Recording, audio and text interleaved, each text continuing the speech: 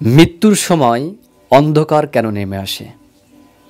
দেখুন, আমরা যখন মারা যাই আমাদের সবার জীবনেই কিন্তু এই মৃত্যুর আগ মুহূর্তে অন্ধকার নেমে আসে। এটা কেন হয় তার বাস্তব উদাহরণ যদি আমি বলি, ঠাকুর অনুকূলচন্দ্রের অন্যতম ভক্ত সুশীলচন্দ্র বসু, এই সুশীলদাকে শ্রী শ্রী ঠাকুর জাতিস্বর গবেষণার অনুমতি দিয়েছিল। সুশীলদা ভারতবর্ষের বিভিন্ন প্রান্তে ঘুরে ঘুরে এই জাতিস্বর খুঁজে খুঁজে বের করে একটি গ্রন্থ লিখেছিল, জাতিস্বর কথা।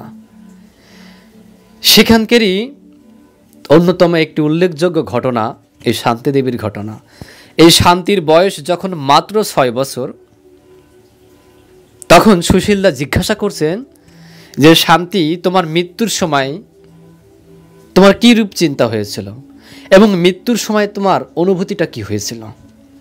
শান্তি দেবী বলছে যে, আমার যখন মৃত্যু হয়, ওই মৃত্যুর আগ মুহূর্তে আমি দেখি আমার চারিদিকটা অন্ধকার নেমে আসলো। এত অন্ধকার নেমে আসলো আমি আর কিছুই দেখতে পাচ্ছি না। হঠাৎ করে দেখি ওই অন্ধকারের ভেতরে দিব্য জ্যোতি আলোর সৃষ্টি হলো।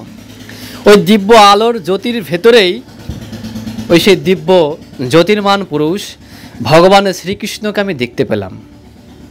শান্তি দেবী বলছে সুশীলদাকে, সুশীলদা বলছে, তারপর কি হলো? তারপর আমি দেখি 4 জনে আমাকে ধরে একটা বাটির মতো একটা বস্তুর উপরে বসিয়ে আমাকে ঊর্ধ্বলোকে নিয়ে যাচ্ছে। তো একটা পর্যায়ে আমি দেখতে পেলাম যে আমাকে স্তর বা স্তর আমাকে নিয়ে যাচ্ছে। প্রথম স্তরে যখন নিয়ে যাওয়া হলো, তখন প্রথম স্তরে যারা আছে তারা বলছে এনার স্থান আরও ঊর্ধ্বে। তখন আমাকে দ্বিতীয় স্তরের ব্যক্তি যারা ছিল তারাও সেম কথাই বলল যে এনার যে কর্ম, এনার যে সাধনা, এটা আরও ঊর্ধ্বে। তখন আমাকে দ্বিতীয় স্তর, তৃতীয় স্তর, এইভাবে সর্বশেষ আমাকে চতুর্থ স্তরে নিয়ে যাওয়া হয়েছিল শান্তি দেবীকে। তিনি বলছেন যে ভগবান শ্রীকৃষ্ণ যখন আমার খতিয়ান দেখছে, আমরা সবাই জানি যে আমাদের এই যে জন্ম মৃত্যুর আমাদের যে কর্মফল, সেই কর্মফলের অনুযায়ী আমাদের খতিয়ান তৈরি হয়। ভগবান শ্রীকৃষ্ণ খতিয়ান এভাবে দেখছে আর তিনি বলছে, তোমাকে আর একবার জন্ম হবে, তোমাকে আর একবার জন্মগ্রহণ করতে হবে। সেটা হচ্ছে দিল্লিতে। এই শান্তির আগের জন্ম ছিল মথুরাতে। তো তখন তিনি এভাবেই এই কথাগুলো যখন শুনছে, শোনার পরে যে 4 জনে আমাকে ধরে এই ঊর্ধ্বলোকে, এই স্তরে আমাকে নিয়ে আসছিল, ওই 4 জনেই আমাকে আবার ধরে একটা সিঁড়ির মতো একটা বস্তু, একটা জায়গার উপরে আমাকে বসিয়ে দিল। তখন দেখি আমি যখন মৃত্যুবরণ করলাম, যেমন অন্ধকার হয়ে আসলো, অন্ধকারের ভেতরে যখন আমি আলো দেখতে পেলাম, ঠিক আবার ওরকম অন্ধকার হয়ে আসলো এবং আমি দেখি আমি ছোট্ট শিশুর মতো হয়ে গেলাম এবং ধীরে ধীরে আস্তে আস্তে আমি দেখছি মাতৃগর্ভে প্রবেশ করছি। আমি নাম করছি, নাম কিন্তু আমি ছাড়িনি। এবং শান্তি তখন বলেছিল যে মৃত্যুর আগ মুহূর্তে কিন্তু আমি নাম জপ করছিলাম, ওই নাম জপ করতে করতেই আমার মৃত্যু হয়েছিল। তাহলে চিন্তা করেন যে কথা বলছিলাম যে মৃত্যুর আগে আমরা অন্ধকার দেখি, কিন্তু যারা সৌভাগ্যবান, যারা সেই স্তরের মানুষ, সাধন ভোজনের মধ্য দিয়ে যারা সেই স্তরে পৌঁছে গিয়েছে, তারা কিন্তু ওই অন্ধকারের ভেতরে আলো দেখতে পায়। এটা কিন্তু সবাই পারে না। যারা ওই স্তরের সাধন ভোজন করে একমাত্র তারাই কিন্তু দেখতে পায়। তাই শান্তি সেদিন বলছে সুশীলদাকে, যখন আমি মাতৃগর্ভে প্রবেশ করছি আমি নাম করছি, আমি মাতৃগর্ভে থাকাকালীন আমি তাও নাম করছি, আমি যখন ভূমিষ্ঠ হলাম আমি তাও নাম করছি। অর্থাৎ যে জাতিস্বর যে চেতনা, ঠাকুর কি বললেন, একটা দেশের শতকরা যদি 20 থেকে 25 জন জাতিস্বরে জন্মগ্রহণ করে, তাহলে সেই দেশের আইনই অন্যরকম হয়ে যায়। কারণ সে বহু বহু জন্মের যে কর্মফল, সেটা সে ভোগ করতে পারে, তার ভিতরে সেটা সহজেই কাজ করে। এই জন্যে সাধারণ যারা আমরা যারা সাধারণ, আমাদের চেয়ে যারা জাতিস্বরে জন্মগ্রহণ করে, ওদের ক্যাপাসিটি, ওদের যে ব্রেন, ওদের যে মেধা, এটা শতগুণী বেশি থাকে। এই জন্য যদি আমরা জাতিস্বরে জন্মগ্রহণ করতে পারি, অর্থাৎ স্মৃতিবাহী চেতনা, ওই মৃত্যুর আগ মুহূর্তে যদি আমরা অর্থবিত্ত ধন দৌলতের কথা চিন্তা না করে সেই ভগবানের কথা যদি আমরা চিন্তা করতে করতে যদি দেহ রাখতে পারি, এটি হচ্ছে স্মৃতিবাহী মৃত্যু। তাই সবার জীবনে কিন্তু অন্ধকার নেমে আসে। আমাদের মৃত্যু যখন হয় তখন এক ভয়ানক অন্ধকারের ভিতরে আমরা প্রবেশ করি। যাদের সাধন ভোজন সেই স্তরে নেই, তারা কিন্তু অন্ধকারই দেখে যায়। তারা ওই অন্ধকারের ভিতরে যে দিব্য জ্যোতি, দিব্য যে জ্যোতির্মান পুরুষ, তাকে কিন্তু তারা দেখতে পায় না। তারা যে অনুভূতিটা, সে অনুভূতিটা কিন্তু গ্রহণ করতে পারে না।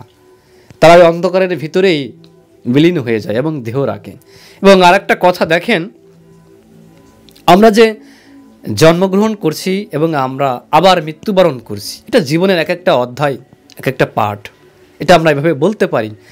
কারণ সেই ঊর্ধ্বলোকে অর্থাৎ ঈশ্বর প্রাপ্তি বা ভগবানের প্রাপ্তি না হওয়া পর্যন্ত আমাদের কিন্তু বারবার এই ধরায় আসতে হয়। তা যতবারই আমরা আসব, এই জীবনের কিন্তু এক একটা, এই মৃত্যুর মধ্যে দিয়ে এক একটা পাঠের সমাপ্তি হয়।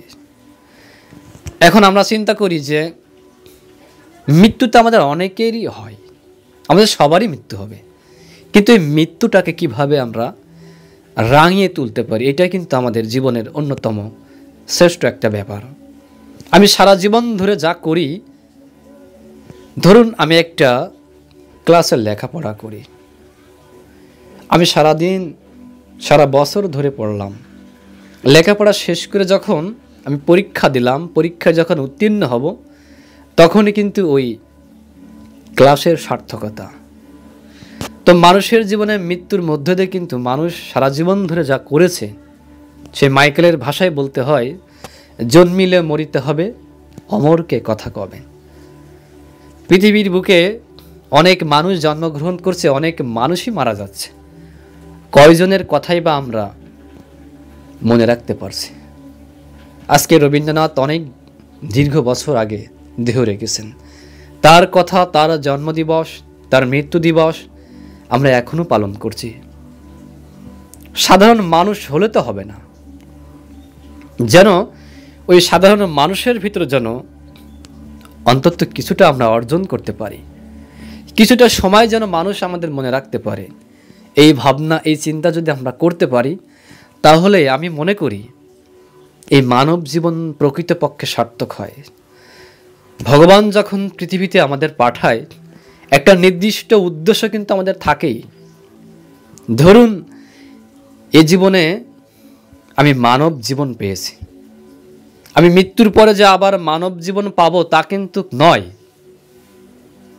ঠাকুরের অন্যতম ভক্ত নপর ঘোষ, যিনি ঠাকুরের সান্নিধ্যে সবসময় থাকতেন, তিনি মারা যাওয়ার পর গরু হয়ে আবার জন্মগ্রহণ করলো।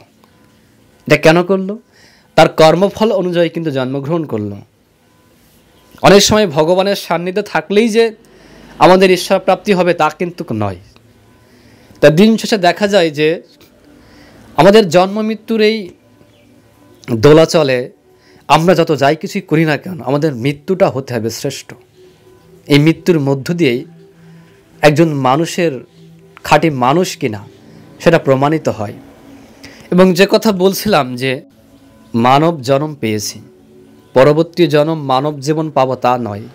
আমি গরু হতে পারি, ছাগলও হয়ে যেতে পারি, পশু পাখি হতে পারি, গাছও হতে পারি, কোনো ঠিক নেই।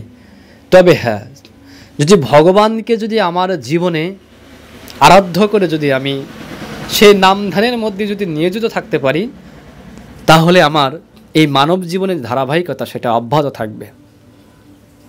আর যদি আমরা সেইভাবে না করি, তাহলে কিন্তু আমাদের ডিমোশন হবে। ধরুন এই জীবনে আমি জন্মগ্রহণ করেছি, আমার কর্মফল অনুযায়ী আমি নির্দিষ্ট একটা গন্তব্য পর্যন্ত আমি পৌঁছে গিয়েছি।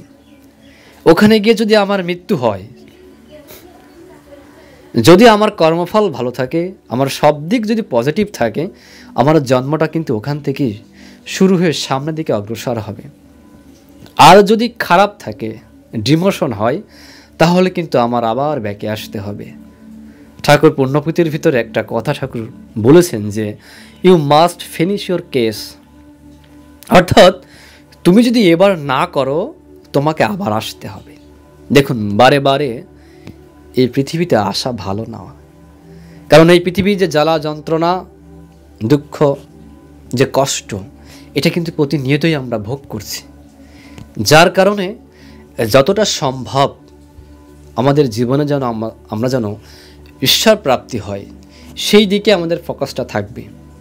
জীবনের সব কিছুই করব, কিন্তু মূলে থাকবে সেই ফার্স্ট অ্যান্ড ফরমোস্ট, প্রথম এবং প্রধান থাকতে হবে সেই তিনি। বিশ্বাস করেন, এই পৃথিবীতে আমরা যা কিছু করছি এ সবই কিন্তু আমাদের একরকম কর্ম। একমাত্র আসল কর্মই হচ্ছে সেই প্রধান বা মুখ্য কর্মই হচ্ছে তাকে মেখে রাখা।